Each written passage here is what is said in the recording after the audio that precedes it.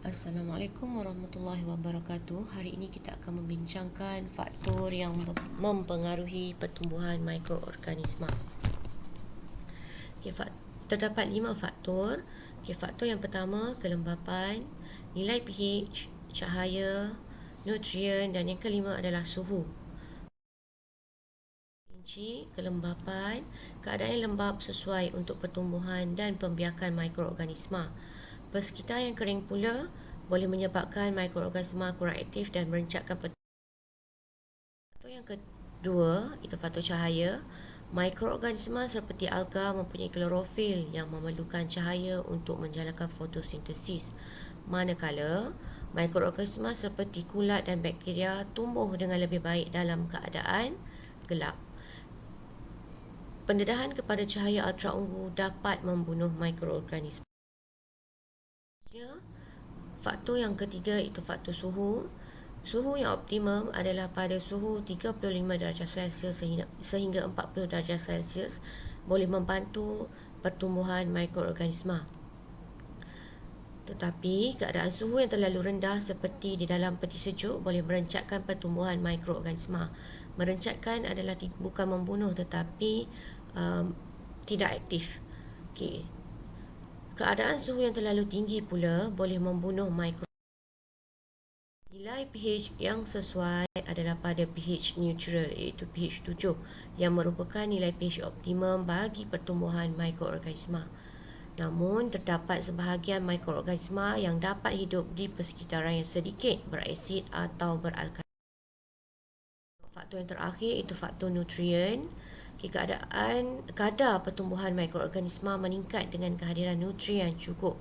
Walau bagaimanapun, kadar pertumbuhan mikroorganisma akan terencat walaupun dengan kehadiran nutrien lengkap apabila faktor lain seperti kelembapan, cahaya, suhu dan nilai pH adalah Seterusnya kita tengok subtopik yang 1.2 iaitu mikroorganisma. Aplikasi mikroorganisma berfaedah dalam kehidupan harian kita bahagikan kepada 3 bahagian iaitu perindustrian, pertanian dan perubatan. Bidang perindustrian iaitu pada bahagian minuman, kita menggunakan bakteria Lactobacillus bulgarius untuk menghasilkan minuman berkultur. Manakala barangan kulit, kita menggunakan bifidobakteria dan Lactobacillus subtilis. Makanan pula kita menggunakan mikroorganisma Lactobacillus subtilis. Dalam bidang pertanian, bagi pencernaan haiwan, kita menggunakan mikroorganisma bifidobakteria.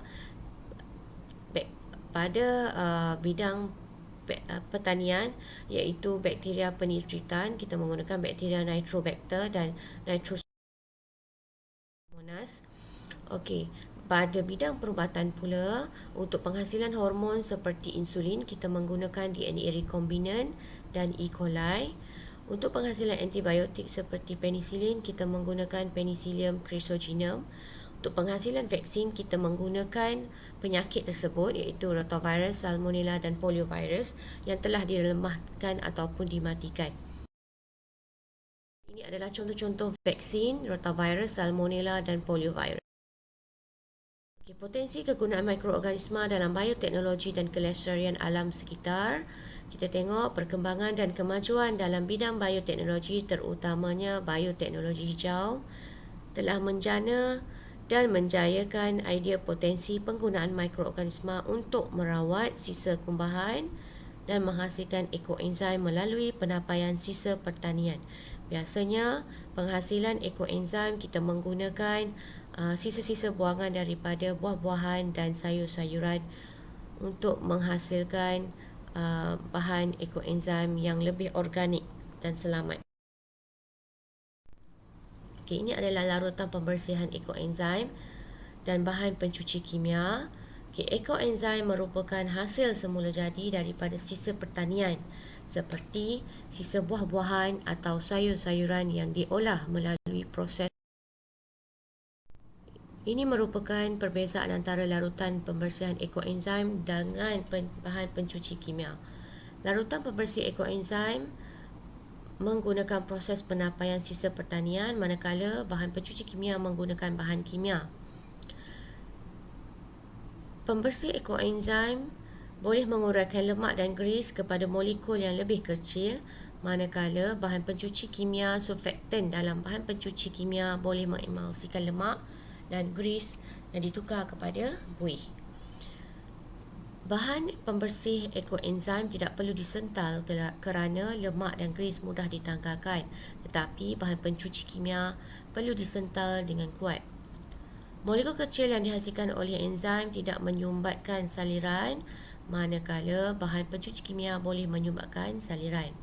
Kos penghasilan pembersih ekoenzim adalah rendah berbanding pencuci kimia. Penghasilan sisa bagi pembersih ekoenzim adalah kurang berbanding pencuci kimia, manakala pembersihan ekoenzim sangat mesra alam berbanding bahan pencuci kimia yang boleh mencemarkan alam sekitar. Ini adalah contoh serum bakteria Lactobacillus. Serum bakteria Lactobacillus biasanya digunakan untuk merawat air sisa dan enap cemar dalam.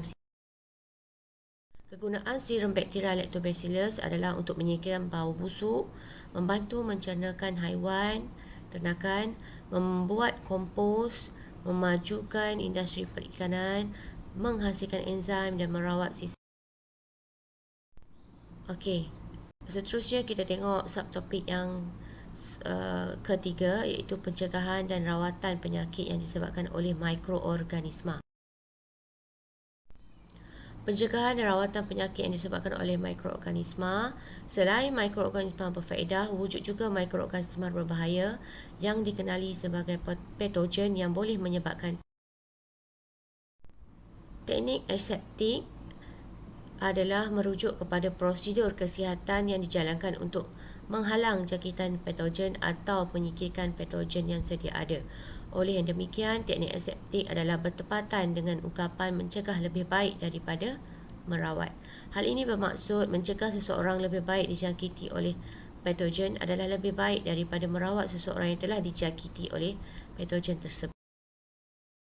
Teknik aseptik yang digunakan adalah pensterilan, pendidihan, penggunaan antiseptik, penggunaan disinfektan dan penggunaan. Pertama, pensterilan. Pensterilan bermaksud membunuh atau menyingkirkan mikroorganisma daripada sesuatu objek atau persekitaran. Kaedah pensterilan bergantung pada jenis mikroorganisma yang akan dimusnahkan atau disingkirkan. Contohnya, suhu di dalam autoklav yang melebihi 130 darjah Celsius dapat membunuh mikroorganisma dan sporanya. Penapis mikron pula digunakan untuk menapis zarah-zarah seni dan mikroorganisma yang bersaiz 0.1 mikrometer sehingga 10 mikrometer daripada air atau. Di sini adalah kaedah pensterilan yang digunakan. Penggunaan haba dalam autoklav, bahan kimia dalam sabun, sinaran dalam sinaran ultraviolet, tekanan tinggi dalam periuk tekanan dan penapis dalam penapis. Kaedah yang kedua adalah kaedah pendidihan. Pendidihan air pada suhu 100 darjah Celsius lazimnya digunakan untuk membunuh mikroorganisma pada objek kegunaan harian seperti botol susu, jarum suntikan dan peralatan doktor. Ini adalah kaedah yang ketiga, iaitu antiseptik. Antiseptik merupakan bahan kimia yang dapat disapu pada permukaan kulit manusia atau luka untuk mencegah jangkitan patogen. Contoh antiseptik adalah acrylamycin, iaitu ubat kuning, providon dan alkohol isopropyl 70%. Sesetengah antiseptik seperti acrylamycin dan providon dapat membunuh mikroorganisma, dan sesetengah lagi antiseptik seperti provilavin menyekat atau menghalang pertumbuhan mikroorganisma. Alkohol isopropyl dapat digunakan sebagai antiseptik dan ejen pensterilan. Di sini adalah jenis-jenis antiseptik yang disapu. Acrylamycin, ubat kuning, providon dan alkohol isopropyl. Disinfektan pula. Contoh-contoh disinfektan, kita ada bahan peluntur, hidrogen peroksida, cecair klorin. Disinfektan merupakan bahan kimia yang digunakan pada benda bukan hidup seperti cadar, tandas dan kolam renang untuk membunuh mikroorganisma, terutamanya patogen. Disinfektan tidak sesuai digunakan pada kulit atau luka. Contoh disinfektan yang lazim digunakan dalam kegunaan kehidupan harian adalah bahan peluntur, hidrogen peroksida dan cacing. Kaedah sinaran mengion seperti sinaran ultraungu, sinaran X dan sinaran gamma dapat digunakan untuk membunuh mikroorganisma. Sinaran-sinaran ini menembusi ke dalam sel mikroorganisma dan memusnahkannya. Sebagai contoh, sinaran UV digunakan untuk membunuh mikroorganisma di dalam bilik bedah. Antibiotik. Apakah antibiotik? Ubat yang digunakan untuk merawat jangkitan yang disebabkan oleh bakteria. Antibiotik tidak berkesan terhadap jangkitan virus seperti demam biasa, selsema dan batuk. Apakah kerintangan antibiotik? Antibiotik berlaku apabila hilang keupayaan untuk membunuh bakteria. Oleh itu, antibiotik tidak lagi berkesan untuk merawat jangkitan bakteria. Punca berlaku kerintangan antibiotik adalah kerana penggunaan antibiotik yang berlebihan, penggunaan antibiotik yang tidak tepat, contohnya merawat jangkitan yang disebabkan oleh virus seperti sakit tekak, demam selsema dan batuk biasa dengan antibiotik. Tidak mengambil antibiotik dalam tempoh yang ditetapkan. Adakah bahaya kerintangan antibiotik ini?